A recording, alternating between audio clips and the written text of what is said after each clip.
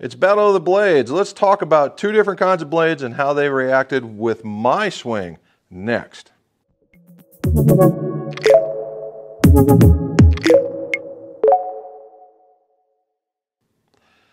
Welcome back to the McGolf Shop. Jim McCleary here, and this is the McGolf channel where we talk about golf club repairs, reviews, and fittings, all so your scores can go low. If you would, like and subscribe, hit that stuff across the bottom. That way this gets out to the YouTube universe. All right, skipped a week. I want to take some rest and doing all this stuff. We've been incredibly busy, and I've been doing the live streams. So if you haven't been to live streams, I do keep up with those. Join me on Mondays at 5:30 p.m. Eastern, okay? 5:30 p.m. Eastern. It's just a live version of what we're doing right here, and we have a whole bunch of regulars, and we're starting to get new folks join us. I think you will enjoy it. All right. So I did a video, it's in one of these corners, about the difference between the Mizuno 245 and the Wilson Dynapower Forged, or the Dynaforge Club. And the Wilson edged out the Mizuno by this much, okay? And I put that in the bag, and that was kind of a testing thing. A lot of people seem to like it, so we're going to try it again, only this is going to be a little more, how should we say, upscale? Upscale. And what I did is we're going to test the difference between the Mizuno 241, that guy, the 241, and the and the Wilson Staff Blade. All right, the Wilson Staff Blade. So it's Battle of the Blades. Now, let me give you a bit of a caveat on this one. I have no business hitting a blade. My handicap. So right there, let's stop. All right, and we also talk about fitting. There is no reason why somebody can't hit a blade if they can hit it well. All right, handicap be damned. If you can hit it well, then hit it, right? Now, there are some differences here. What we're talking about when you say, oh, you have to be a better player to hit a blade, is not about, it's not about the design, okay? The design of a blade is exactly that. It has a very thin sole. They typically have very little offset to no offset. They're also very weak, made for that stronger player. These are designed for a certain type of player, all right? And you may not have a super swing speed of which lofts can be adjusted, but you pick the ball and you get through it just fine, okay? Just fine. So if you're somebody that can't break 80, might even not break 90, but you're a clean picker of the ball and you can make a good turn and maybe the irons are not your weak spot, maybe a blade. Now, the percentages are with me that you're not. However, you could. All right, so let's go over that again. The design of the blade is such that it's made for the person that has a higher swing speed because the lofts are weaker. All right, the lofts are weaker. And somebody that can turn over the club because there's very little offset. So what we're talking about is being able to get the club to here at impact instead of here or even here. And you have to be very, very decent with that. Now, the other part is the soles here are very, very thin, so they can become what people have termed them as shovels. Why is that? Because of that thin sole, they grab the ground and they just keep going. All right, they just keep going. So you have to either have some very strong wrists, like Jasper Parnevik, or you have to be not take such a heavy divot. Make contact with the ground, but barely. All right, just barely. All right, so what is the difference here? So we'll talk about the Wilson blade.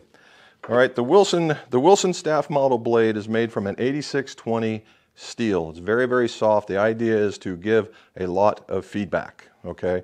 So they have a precision toe distribution, and the precision toe distribution is what we're talking about right there. You can see all that extra toe area. Now, if you're going to throw a lot of that extra toe area out there, that means you've had to move some weight.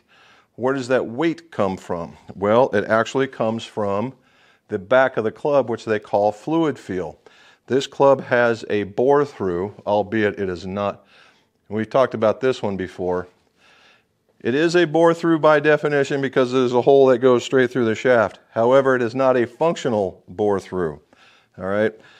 And so because of the removal of that metal here allows the movement of metal here. All right, so they've put a lot on the toe. We're going to talk about that in a minute. They also have a precision milled face so that you can create some consistent spin. All right, that's the thought here. Now, by their own admission, when we talk about this, is that if you're going to remove weight from the heel and put it all in the toe, you are trying to prevent somebody from hooking the ball, meaning that you better come over hard, otherwise you're going to open the club. All right, so these are specifically designed to be prevented from overcooking the ball, meaning hooking.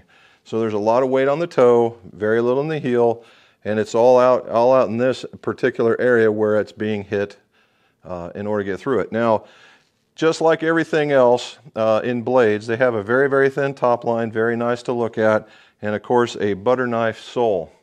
Now, the butter knife sole, I like this kind of design. I also like it on the Dynaforge where it is rounded, or the CB. The CB is rounded. I really like a rounded sole. That is a more utilitarian sole in my part than most other designs.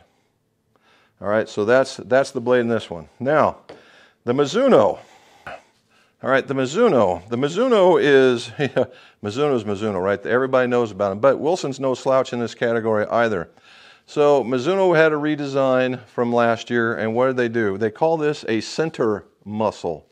All right, you see that? Where most of the mass is directly behind the impact of the site of the face. All right, a little bit more going like that. Now, what else do? They thin the top line from previous models.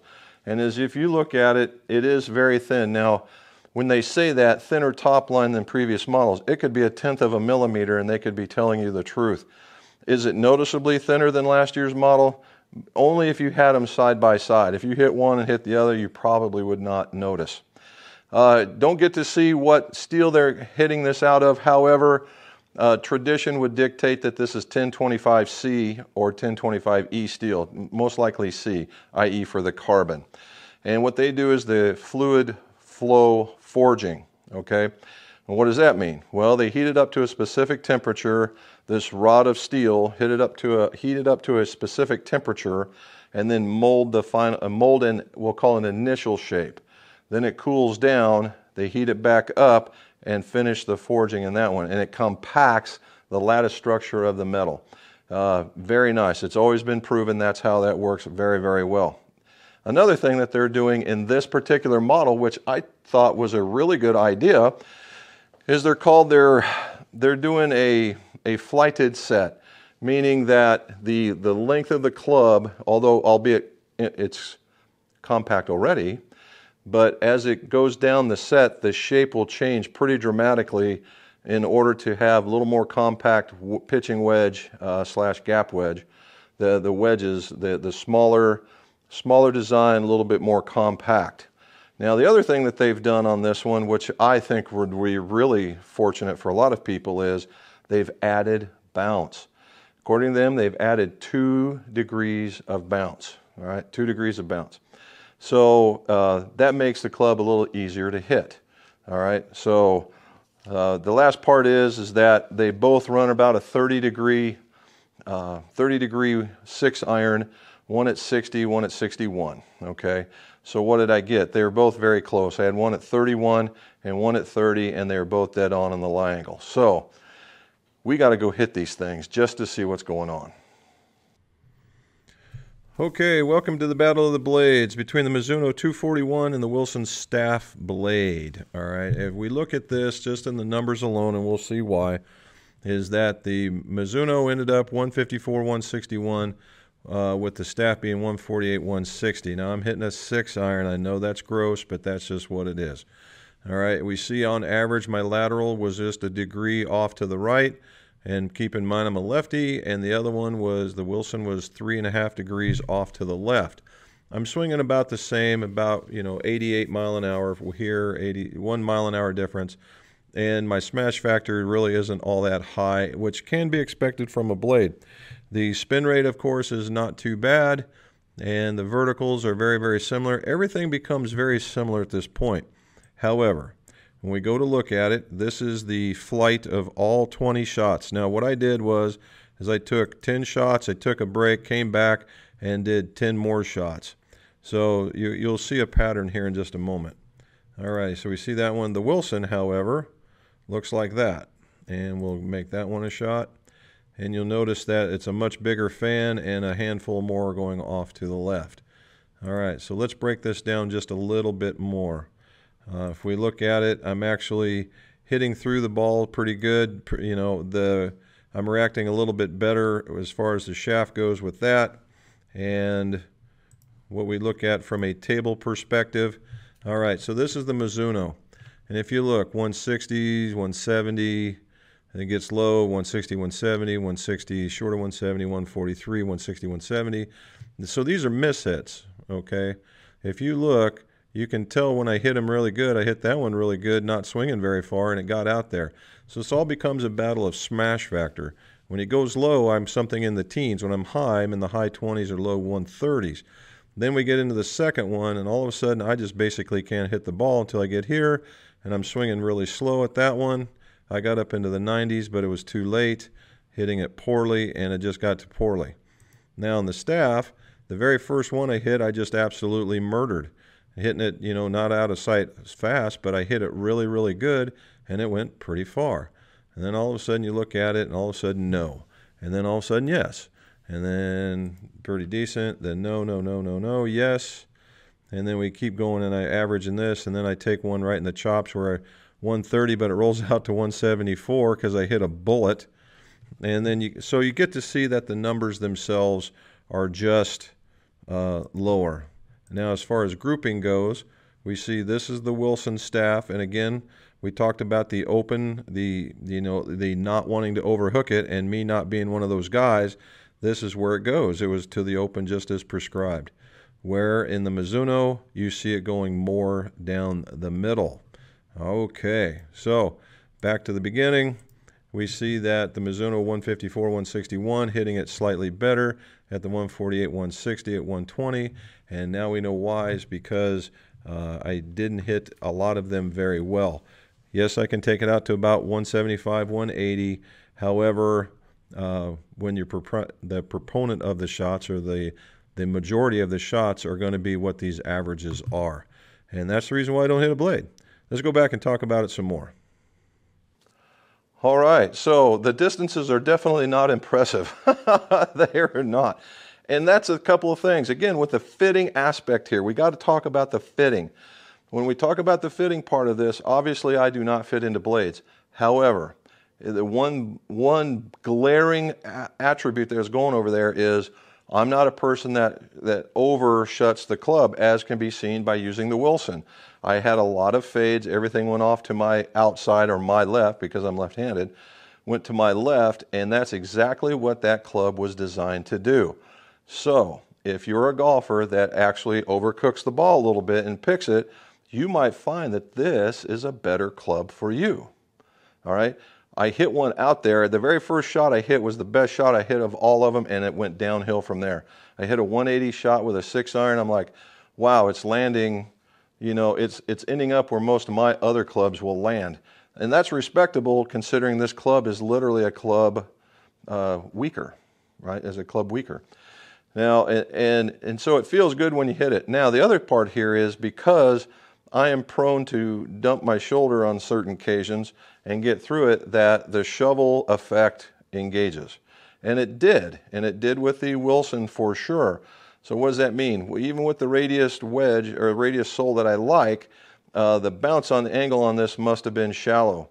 And when I got into it, it just wanted to collect me up, and it caused me to lose a lot in my smash factor, which in relationship makes me lose a lot in distance, okay? I was finding the right part of the club, I just was not getting the right part of the ball first, and I was getting to the turf first.